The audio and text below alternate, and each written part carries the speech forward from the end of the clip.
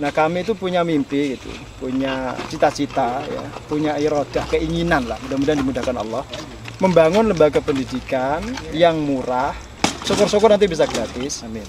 Kemudian berkualitas yang cukup tinggi lah gitu, berkualitas. Nah, oleh karena itulah kemudian kita menyiapkan gedung sebelum santrinya kita datang. Harapannya anak-anak ini nanti tidak terbebani dengan biaya uang gedung. Tidak perlu ada wakaf pembangunan. Sehingga mereka datang tinggal nyantri, mendalami ilmu agama, hafal Quran, ngaji fikih dan seterusnya.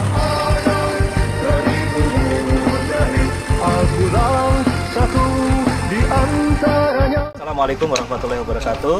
Sahabat Al-Fatih yang insya Allah senantiasa dirahmati dan dimuliakan Allah Subhanahu wa Ta'ala. Di pagi hari yang cerah ini, alhamdulillah Allah menghadirkan karunia yang sungguh tiada terkira, sehingga pada kesempatan pagi hari ini, sebagaimana yang sahabat Al-Fatih bisa saksikan di belakang sana, nampak aktivitas pekerjaan kerja bakti yang sedang dilakukan. Dan syukur alhamdulillah pada pagi hari ini bersama saya telah hadir Ustadz Suhari. Assalamualaikum Ustadz. Assalamualaikum warahmatullahi wabarakatuh. Ya, kabarnya gimana Ustadz? Alhamdulillah sehat walafiat. Alhamdulillah. Mohon maaf Ustadz, ini kita lihat kan banyak aktivitas pekerjaan yang sedang dilakukan. Ya. Mungkin bisa diceritakan Ustadz, ini aktivitas berkaitan dengan apakah gerangan? Agar sahabat Al-Fatih bisa dapat informasi yang menyeluruh. Baik. Alhamdulillah, salatu wassalamu ala rasulillah wa ala alihi wa sahbihi wa ala maba'ad. Sahabat Al-Fatih yang kami cintai, hari ini kami sedang melanjutkan proses pembangunan pondok pesantren Al-Fatih yang harapannya mudah-mudahan tahun depan sudah bisa kita gunakan baik untuk kelas maupun untuk asrama santri. Hari ini kita sedang kerja bakti, melakukan pengurukan, perataan tanah, juga melakukan pengecoran di beberapa titik cakar ayam yang sudah disiapkan oleh teman-teman tukang. Dan ini alhamdulillah relawan Al-Fatih hari ini juga semangatnya luar biasa. Begitu, Mas. Ya, mohon maaf Ustadz, kalau boleh tahu berarti Al-Fatih kedepannya mau mendirikan pondok pesantren ya Ustadz? Betul, kita berencana mendirikan pesantren setingkat aliyah. Oh, kenapa aliyah? Kita mulai sebenarnya dari Mahat Ali. Setelah Mahat Ali ini berjalan 2 angkatan, ini masuk angkatan ketiga, kita mulai masuk ke jenjang di bawahnya yaitu aliyah. Kenapa kita mulai dari atas? Karena filosofinya begini. Kita ketika menginginkan fondasi yang kuat untuk sebuah lembaga pendidikan, maka kita berharap bahwa nanti yang mengajar adik-adik kelasnya yang ada di MTS atau SMP, yang ada di SD ataupun MI, ataupun nanti di TK maupun di Kutab itu, kita harapkan adalah santri kita sendiri. Sehingga visi misi lembaga itu insya Allah jauh lebih terjaga. Mereka juga akan memahami khitah kita, garis besar perjuangan kita, sehingga tidak perlu kemudian internalisasi visi misi lagi. Berbeda halnya kalau lembaga-lembaga pendidikan yang sifatnya rekrutmen, ya, rekrutmen SDM, terima lowongan, itu nanti agak kesulitan diinternalisasi visi misinya, sehingga kadang ada sebagian guru ataupun asatid itu yang mengajarkan tidak sesuai dengan manhaj maupun khitah yang sudah dicanangkan. Begitu. Oke, baik Ustadz, mohon maaf ya kalau tadi sudah Ustadz sampaikan berkaitan dengan planning yang akan dilakukan Yayasan Al-Fatih ke depannya untuk pendirian pondok pesantren dengan sistem yang menurut saya mungkin cukup masih jarang sekali dilakukan. Kalau boleh tahu Ustadz, mungkin Ustadz bisa memberikan penjelasan Yayasan Al-Fatih itu apa sih Ustadz? Karena bisa jadi banyak teman-teman atau sahabat Al-Fatih yang belum begitu paham dengan Yayasan Al-Fatih, tapi sudah berinteraksi dengan Al-Fatih. Monggo, Ustaz. Baik, Yayasan Al-Fatih itu berdiri tahun 2016. Alhamdulillah sudah memiliki akte notaris yang terdaftar di Kemenkumham, dan kita bergerak di dalam bidang pendidikan, ya, pendidikan khusus dalam bidang pendidikan. Yang sudah berjalan saat ini berbagai macam kegiatan kami. Yang pertama adalah Mahat Ali Al-Fatih, yang memiliki 2 program utama. Yang pertama adalah program studi Islam, yang kedua program tahfidz. Dan alhamdulillah ini tahun angkatan kedua, bukan tahun kedua, angkatan kedua. Jadi memasuki angkatan yang ketiga.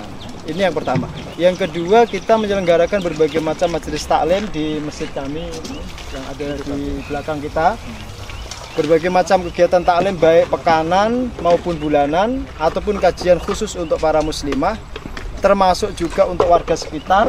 Ya, kita punya jadwal rutin pembinaan masyarakat sekitar, kemudian juga untuk taman pendidikan Al-Quran anak-anak di sekitar masjid, termasuk juga ada kursus bahasa Arab, kemudian juga ada kelas-kelas untuk pengembangan diri anak-anak muda di sekitar lokasi yayasan ini. Tidak kalah penting kami sampaikan, Yayasan Al-Fatih ini adalah yayasan yang bersifat non-profit, jadi tidak berorientasi kepada profit atau keuntungan. Kita bergerak demi kebaikan dan kemaslahatan masyarakat kita. Yang kemudian yang kedua, yang tidak kalah penting juga kami sampaikan, Yayasan Al-Fatih ini tidak berafiliasi kepada ormas maupun lembaga manapun, tidak berafiliasi kepada partai politik manapun, jadi independen, mandiri, tapi siap untuk berkolaborasi dan mengajak semua elemen umat Islam untuk sama-sama lah ya berbagi tugas, berbagi peran untuk mencerdaskan dan mendidik masyarakat kita ini semua. Begitu. Baik Ustaz, kalau boleh tahu Ustaz, ini kelihatannya kalau lihat luasannya kan cukup luas ini. Kurang lebih sekitar berapa ini Ustaz yang dibangun ini? Baik. Ini kan gedung yang kita sedang siapkan ini adalah gedung terpadu. Gedung terpadu itu maksudnya gedung yang memang dalam satu bangunan. Rencananya ini 3 lantai. Di 3 lantai ini nanti ada kelas, ada asrama, dan ada ruang-ruang penunjang. Jadi satu bangunan utuh gitu. Sehingga akan lebih efisien dan efektif. Jadi tidak banyak memakan tempat. Sehingga tanah-tanah yang tersisa nanti kita gunakan untuk ruang-ruang terbuka, untuk belajar anak-anak di outing kelasnya, di belajar mereka ketika tahfidz menghafal Quran, insya Allah akan lebih leluasa. Dan mohon doa juga teman-teman semua, jamaah sekalian, sahabat Al-Fatih, mudah-mudahan nanti segera di sebelah kanan kiri kita ini bisa segera dibebaskan untuk lahan perluasan pesantren Al-Fatih. Amin. Kalau boleh tahu anggarannya sampai berapa ini Ustaz? Kalau bicara anggaran, kurang lebih 6 sampai 7 miliar. Wow. Ya, kurang lebih ya.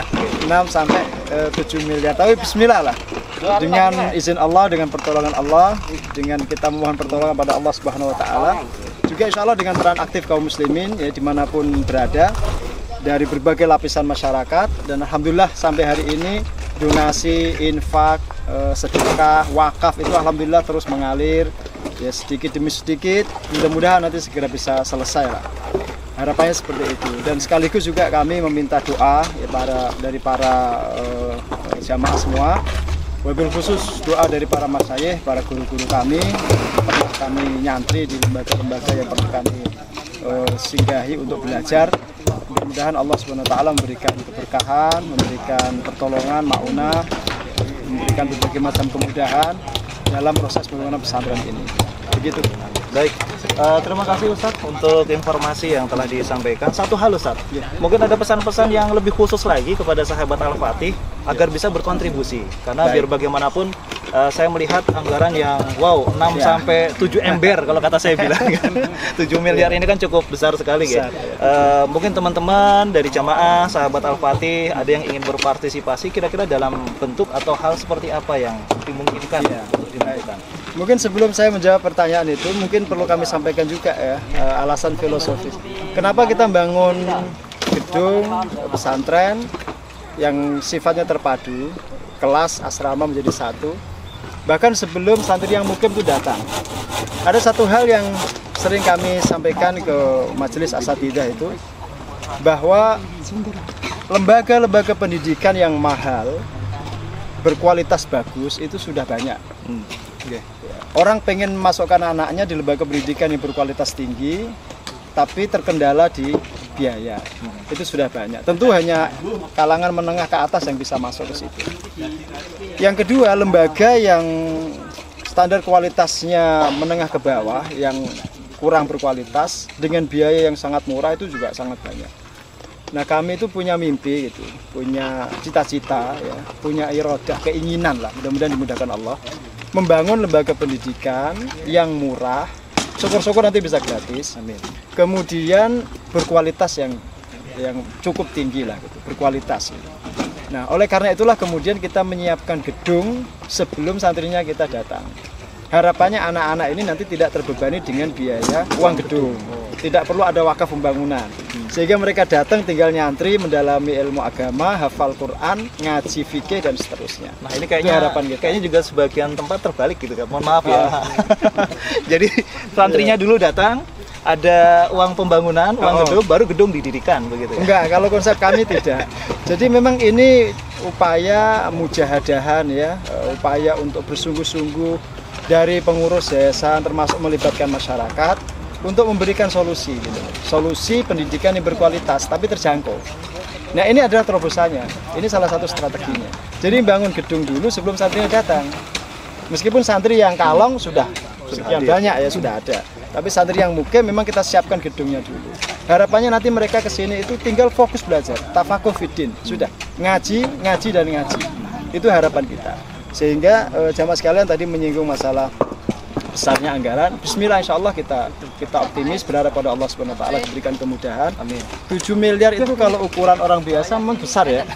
Tapi kalau ukuran jamaah yang kaya raya, 7 miliar itu insya Allah ditanggung satu orang itu bisa. Amin. Amin. 7 miliar ditanggung satu orang itu insya Allah bisa. Dan kami yakin nanti ada donatur yang siap untuk donasi sebanyak itu. Insya Allah. Harapannya seperti itu. Nah, kalau kemudian jamaah ya Al-Fatih, sahabat-sahabat semua ingin berdonasi, bisa uang, bisa bahan, gitu ya. bisa material gitu ya. Bahkan seperti ini, bisa dengan tenaga. Ya, bisa dengan tenaga. Jadi kalau uang mungkin terbatas, kalau barang juga mungkin perlu pengeluaran, bisa tenaga. Silahkan aja kontribusi dengan tenaga. Datang ke sini ikut kerja bakti. Insya Allah barokah. Amin gitu. Baik, terima kasih Ustadz untuk penjelasannya dan mudah-mudahan Allah berikan kelancaran untuk apa yang dicita-citakan oleh Yayasan Al-Fatih Klaten dalam rangka mendirikan pondok pesantren. Baik sahabat Al-Fatih yang insya Allah senantiasa dirahmati dan dimuliakan Allah Subhanahu Wa Taala. Demikianlah untuk pertemuan kita bersama Ustadz Suhari selaku Ketua Yayasan Al-Fatih Klaten pada kesempatan pagi hari ini. Insya Allah kita akan jumpa lagi dalam episode-episode yang berikutnya. Yang pasti peran aktif dari sahabat Al-Fatih semua sangat kami nantikan. Dan saya akhiri. Wassalamualaikum warahmatullahi wabarakatuh.